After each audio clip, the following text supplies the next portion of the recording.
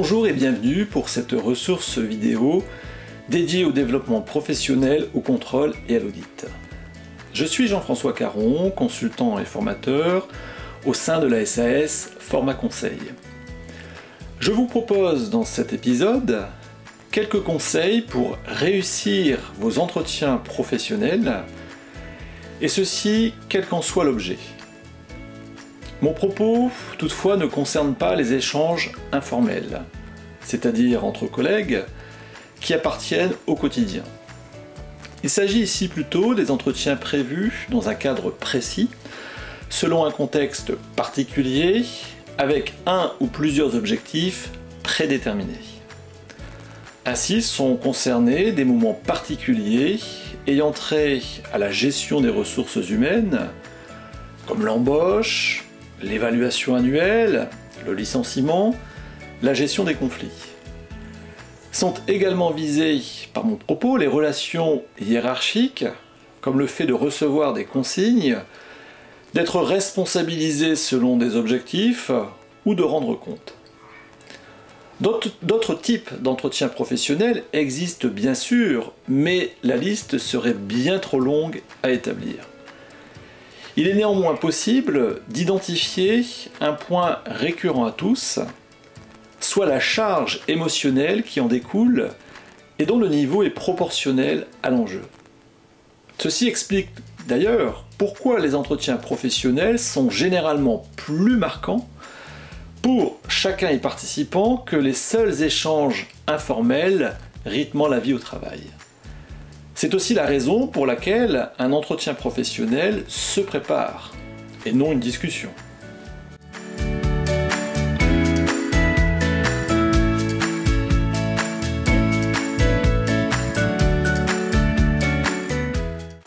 Préparer un entretien professionnel consiste à réunir toutes les conditions pour le réussir, que ce soit avant et pendant. La première d'entre elles est de se persuader d'avoir envie d'échanger avec son interlocuteur. Ceci est d'autant plus facile lorsque l'on se trouve à l'origine du rendez-vous et que son objet nous soit a priori favorable. Par contre, difficile de se mettre dans de bonnes dispositions lorsque nous sommes contraints à nous entretenir pour une finalité que l'on sait d'avance nous être désavantageuse. Peut-on, dans ce cas, conseiller à quelqu'un d'être prêt à échanger, si par exemple il est reçu pour être sanctionné? Eh bien la réponse est oui. Le mutisme, en effet, est une forme de renoncement. Pour un entretien qui n'est pas à notre avantage, il n'y est pas question bien sûr de gagner quoi que ce soit, mais de perdre le moins possible. Et pour cela, il faut tout autant avoir envie d'échanger que lorsque nous sommes à notre aise. La seconde condition pour réussir un entretien concerne le temps et l'espace. On se réunit en effet dans un endroit donné et à un moment particulier. L'objectif est de faire en sorte que le lieu et l'heure soient pour nous les plus appropriés. Certes, les modalités d'organisation ne nous appartiennent pas toujours. Pour certains entretiens d'ailleurs, il est fortement déconseillé de chercher à en modifier l'endroit et l'horaire, comme lors d'une embauche par exemple, ou bien encore d'une restitution destinée à la direction. Gardons cependant à l'esprit que pour tout autre cas de figure, rien ne nous empêche de solliciter notre interlocuteur sur des aspects logistiques particuliers. Dans cette hypothèse, ou alors, si c'est nous qui fixons le lieu, privilégions un endroit neutre pour chacun, comme une salle de réunion par exemple.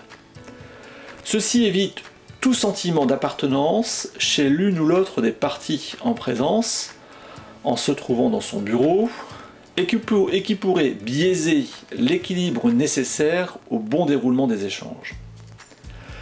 Concernant l'horaire, fixer un entretien en milieu de matinée est pertinent pour éviter de bouleverser le moins possible les habitudes vis-à-vis du travail, comme les routines de début de journée ou celles relevant de la pause méridienne. L'entretien doit rester professionnel jusque dans ses aspects logistiques afin que ne soient pas troublés les rythmes individuels.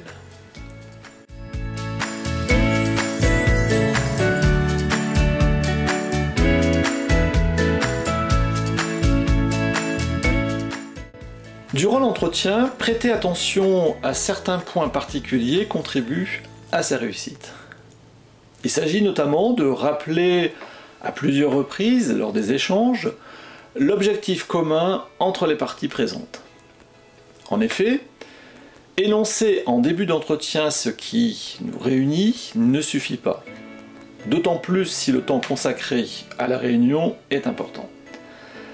Ces rappels donc sont réalisés en reformulant les propos prononcés par notre interlocuteur pour les associer avec l'objectif partagé. Par exemple, imaginons-nous dans un entretien visant à comprendre le processus client déployé au sein de l'organisation, l'échange ayant pour finalité d'identifier les contrôles effectués afin de sécuriser les relations avec la clientèle. Notre interlocuteur nous indique alors, de façon laconique, que toute commande émise par un client fait l'objet d'un traitement formalisé par le service commercial. Souhaitant plus de précision, tout en prenant la précaution de ne pas brusquer notre interlocuteur en lui demandant des détails, nous le sollicitons en mettant en évidence que ses propos concordent avec l'objectif commun de sécurisation des activités et qu'il serait ainsi très intéressant pour nous d'avoir des compléments d'information de sa part. Nous venons donc ici de reformuler des propos de façon à prolonger les échanges vers la finalité de l'entretien.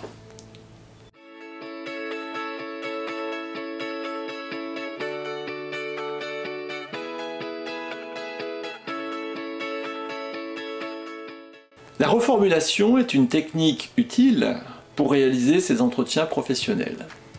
En reformulant, il est possible de recadrer les débats, mais également de s'assurer que sont bien compris de part et d'autre les propos exprimés. Point d'échange avec succès sans compréhension réciproque. À ce titre, la nature du vocabulaire employé importe autant que la reformulation. Le choix des mots est fonction du rôle de notre interlocuteur au sein de l'organisation et de l'objet de l'entretien. S'il s'agit par exemple de rendre compte à un dirigeant des résultats relatifs au contrôle interne, un vocabulaire technique n'est pas approprié. Tout comme il serait inopportun de communiquer avec des termes par trop généralistes sur des processus auprès d'une direction opérationnelle. Ajoutons à l'emploi d'un vocabulaire adapté l'attention qui est à porter sur la façon de s'exprimer, que ce soit sur un plan syntaxique qu'en matière de communication non verbale. N'oublions pas en effet que le corps est bavard, sans même le vouloir.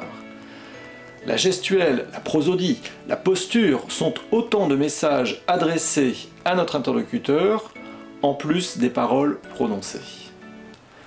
Un décalage entre le corps et les mots est de nature à troubler le message émis, provoquant chez notre interlocuteur de l'incompréhension, de la gêne et pourquoi pas de la moquerie. Enfin, réussir un entretien professionnel, c'est aussi savoir se taire pour écouter activement. Toute marque d'inattention, en effet, peut d'une part être mal reçue, d'autre part altérer notre capacité à interpréter correctement ce qui vient d'être dit. Se taire, c'est aussi communiquer. Ainsi se conclut cette ressource. J'espère que les conseils énumérés à l'instant vous aideront dans vos entretiens professionnels à venir. N'hésitez pas à me contacter pour toute question à ce sujet, ou si vous souhaitez des renseignements sur les formations à distance et les modalités d'accompagnement professionnel que je propose. Vous pouvez me joindre par mail, par téléphone, par WhatsApp, aux coordonnées qui s'indiquent dans le générique de fin. Il ne me reste plus qu'à vous remercier de votre attention et à vous donner rendez-vous pour une prochaine ressource.